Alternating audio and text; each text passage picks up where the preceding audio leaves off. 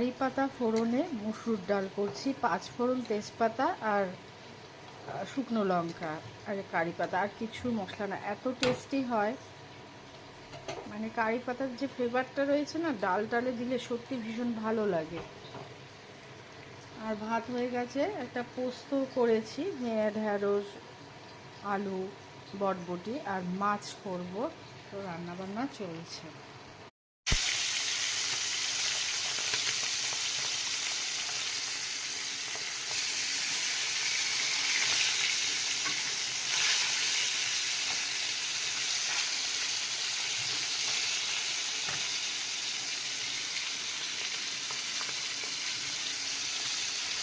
মাছ ভাজা চলছে, পমফ্রেট মাছ সর্ষে দিয়ে করব, কারণ আমাদের বাড়িতে সবাই পমফ্রেট মাছ সর্ষে দিয়ে খেতেই বেশি পছন্দ করে। হালকা একটু পেঁয়াজ, কালো জিরে, কাঁচা লঙ্কা ফোড়ন দিয়ে আর পেঁয়াজ ভেজে নিয়েছি, আর একটু শুকনো লঙ্কা গুঁড়ো, হালকা হলুদ, কেননা এই সর্ষে পাতায় খুব বেশি মশলা দিলে ভালো লাগে না। সর্ষেটা আমি ছেঁকে নিয়েছি, কারণ এই গরমে এইভাবে সর্ষেটা ডিরেক্ট না খাওয়াই উচিত।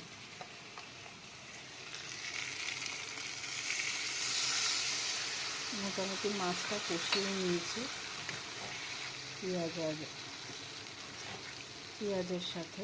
তো এবার আমি হালকা একটু জল দিয়ে 5-7 মিনিট ঢেকে রাখবো, কেননা সর্ষে দিয়ে বেশি ফোটালে তেতো হয়ে যাবে।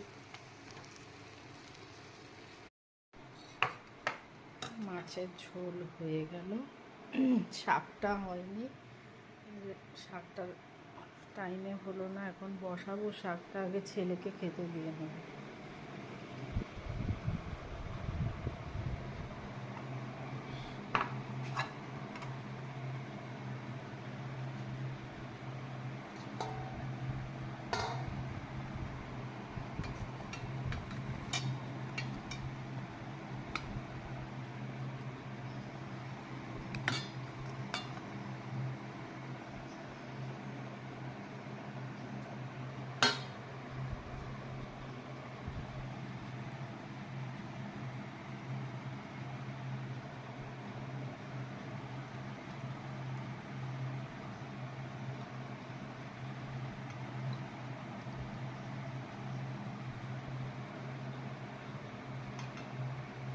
নে ধর, হাতটা সরা।